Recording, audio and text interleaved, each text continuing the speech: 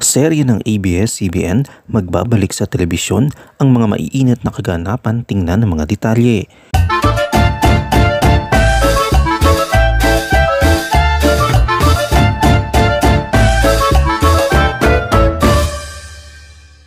Ang teleserye na bersyon ng sikat na serye na Linlang ay nakatakda ng ipalabas sa TV ngayong buwan.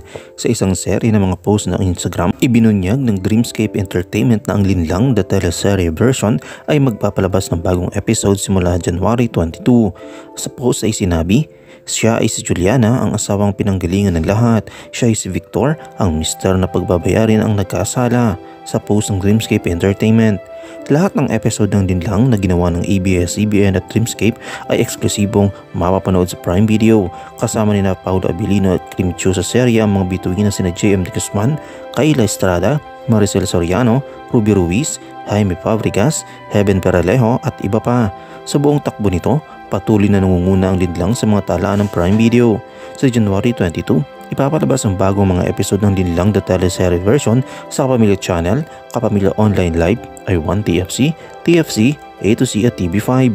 Sa mga kaganapang ito ay tila nga mas lumalakas pa rin ang ABS-CBN dahil sa dami ng mga inihahandog nila sa mga audience. Ayon sa maraming netizens ay patunay lamang ito na kahit walang franchise ay nasa galing ng mga tao sa loob ng kumpanya ang pinaka-asset nito. Kahit walang franchise ay hindi ito naging hadlang sa pagbibigay ng magagandang content sa mga Pilipino. Samantalang sa ibang balita naman, sa isang panayam, ibinahaga ng aktres na si Francine Diaz na may plano siyang maipagtulungan sa isang artista mula sa Korea habang sumusubok sa larangan ng musika. Nilinaw ni Francine Diaz na noong December ng nakaraang taon siya pumunta sa South Korea upang i-record ang kanyang kanta. Inamin ni Francine Diaz na hindi niya inaasahan na makikilahok sa industriya ng musika.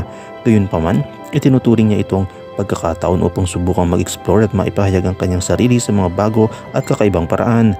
Upang bigyan ng clue ang kanyang mga fans, sinabi niya na ang kanta na ilalabas ay isang English version ng isang Korean song na ginawa ng Korea. Sa pag-unlad ng taon, inihanda rin ni Francine ang kanyang sarili para sa mga kolaborasyon sa kanta mula sa iba't ibang lokal na mga artista. Sa kanyang pahayag ay sinabi, "Well, we went to Korea last month. December 29, nag-record po kami ng song doon.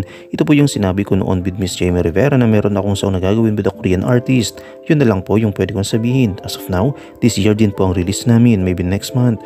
Hindi ko po din akalain na makakapasok ang singing industry, kumbaga. Masaya naman ako na natutupo ako sa mga makakasama ko." Ano yung komento kaugnay dito? Shoutout tayo kay Slapshot Masinda Di Miguel, kay Perla Cruz at kay Chris Jerry Cruz.